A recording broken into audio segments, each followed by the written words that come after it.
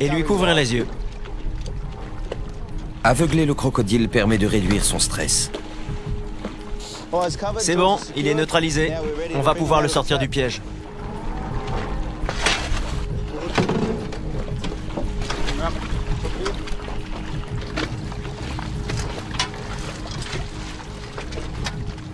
J'attache aussi ses pattes arrière, là où il a le plus de force.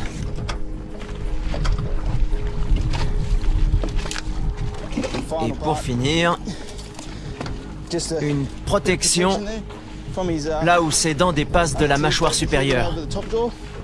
Comme ça, on ne risquera pas de se couper en le manipulant. Sans cela, même avec les mâchoires bloquées et attachées, au moindre coup de tête, le crocodile risquerait de les blesser avec ses longues dents.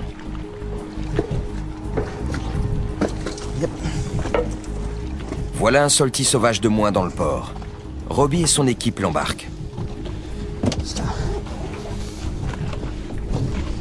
Superbe. Une fois le croco bien attaché, les hommes réinstallent le piège, y mettent un nouvel appât et continuent leur inspection.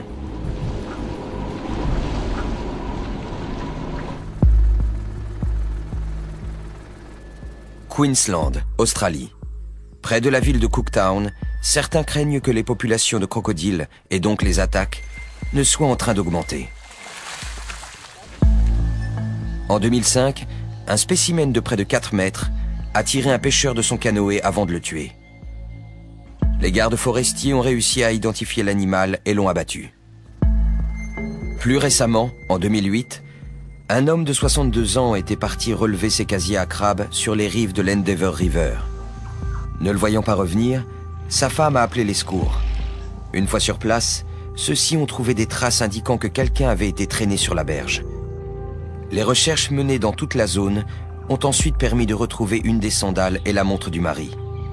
Ce n'est que des semaines plus tard que l'on a découvert les restes de l'homme dans l'estomac d'un crocodile de 4,20 m.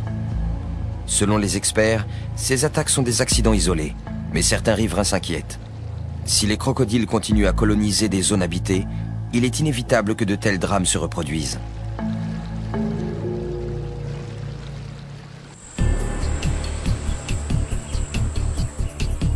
En Floride, à l'Alligator Farm de Saint-Augustine, le biologiste Gregory Erickson étudie l'arme principale du prédateur, sa mâchoire. On essaie de comprendre comment ces animaux fonctionnent, comment leur musculature et la mécanique de leur mâchoire leur permettent de générer de telles forces de morsure, et quel rôle joue la forme et la taille de leurs dents. Ce sont des transducteurs. Quand l'animal mord cette partie, la pression est reçue par cet appareil qui a 4 capteurs. C'est comme un pèse-personne. Le signal est envoyé à un amplificateur de charge qui enregistre la force de morsure. Gregory Erickson règle d'abord le compteur spécialement conçu pour cet usage. Le compteur est rembourré avec du cuir pour ne pas abîmer les dents du crocodile. Dès qu'on touche l'une d'entre elles, il a le réflexe de claquer la gueule, et ce le plus fort possible. Le système permet d'enregistrer instantanément cette force maximale. Je ne sais pas vraiment ce qu'il va faire. Le crocodile du Nil n'est pas un animal très commode.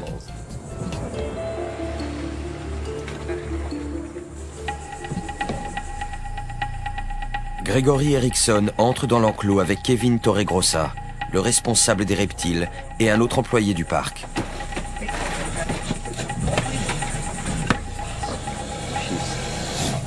Il est furax.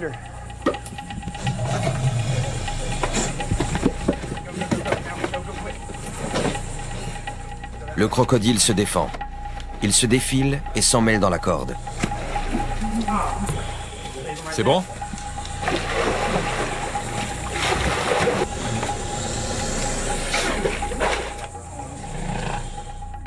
L'équipe parvient enfin à sortir l'animal de l'eau et à le poser sur la planche d'examen. On va l'attacher.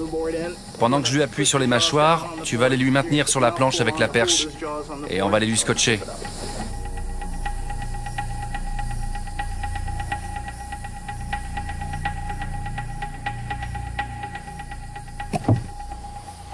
Je déteste ça.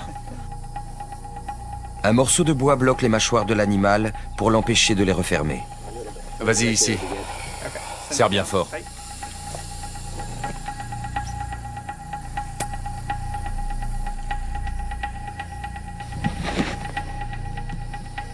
Je vais utiliser de la résine. C'est quasiment la même matière que celle que votre dentiste utilise dans son cabinet. Avec les empreintes, je vais reproduire les dents les plus proéminentes de ce crocodile. Ne faites pas ça. Pas avec votre croco. Ni même votre chien. Avant de relever la force de morsure, Gregory Erickson prend des empreintes dentaires. En faisant des modelages, on peut ensuite faire des moules, puis des répliques. À partir de là, on peut calculer la pression qui s'exerce au bout des dents. Mais on ne sait vraiment pas comment elle fonctionne. C'est ce qu'on essaie de découvrir.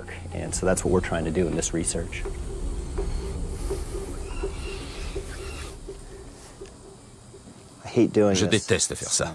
Ce n'est pas naturel de mettre la main dans la gueule d'un crocodile. Mais c'est pour la bonne cause. Dans 5 minutes, ça aura pris. Donc on va très vite pouvoir libérer cet animal et le remettre à l'eau.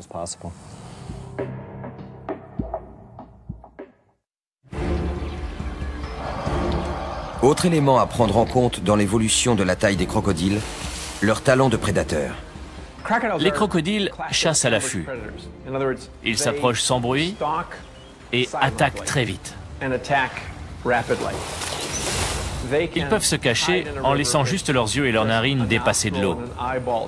Leurs proies ne s'attendent absolument pas à ce qui va leur arriver.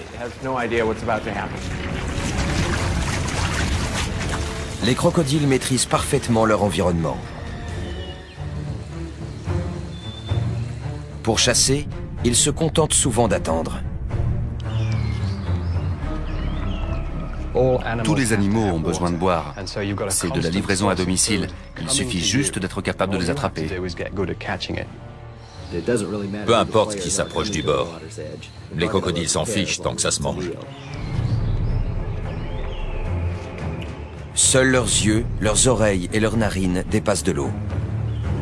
Leurs sens très développés leur permettent d'approcher leur cible alors qu'ils sont immergés. Ils ont des capteurs de pression au niveau des mâchoires, grâce auxquels ils détectent les mouvements dans l'eau. Ils ont un excellent odorat. Ils peuvent sentir leur proie de très loin, probablement plusieurs kilomètres. Et leur ouïe est meilleure que la nôtre à basse fréquence. Ils sont capables d'entendre des bruits de pas ou un animal bouger dans l'herbe. Idem pour la vue. Ils perçoivent toutes les couleurs et ils ont une très bonne vision nocturne.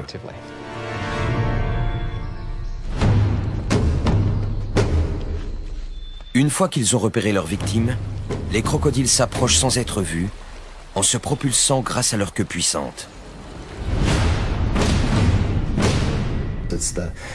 Leur force motrice leur permet de nager très vite, mais aussi et surtout de nager très lentement, en troublant très peu la surface de l'eau.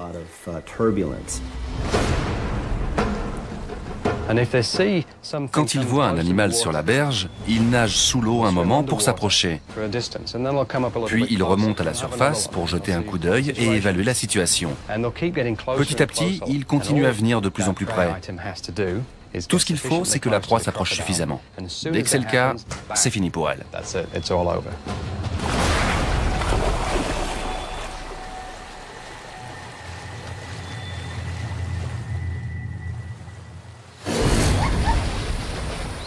Les crocodiles attaquent par surprise. Ils saisissent leur victime avec une force herculéenne et la tirent dans l'eau pour la noyer. Parfois, ils entament une sorte de danse de mort. Parfois, les crocodiles se mettent à tourner sur eux-mêmes pour désorienter leur proie. Ils peuvent la démembrer comme ça. Dans ce cas, elle meurt d'hémorragie. Mais dans l'idéal, ils essaient de la noyer. Dès ce moment-là, leur repas est assuré. Une fois l'animal mort, les crocodiles le mettent en pièces.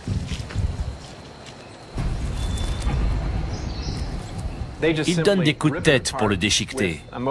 Ces animaux sont de véritables montagnes de muscles, avec juste ce qu'il faut de souplesse, notamment au niveau du cou. Leur armure s'interrompt à cet endroit-là, ce qui leur permet d'écarteler littéralement leur proie.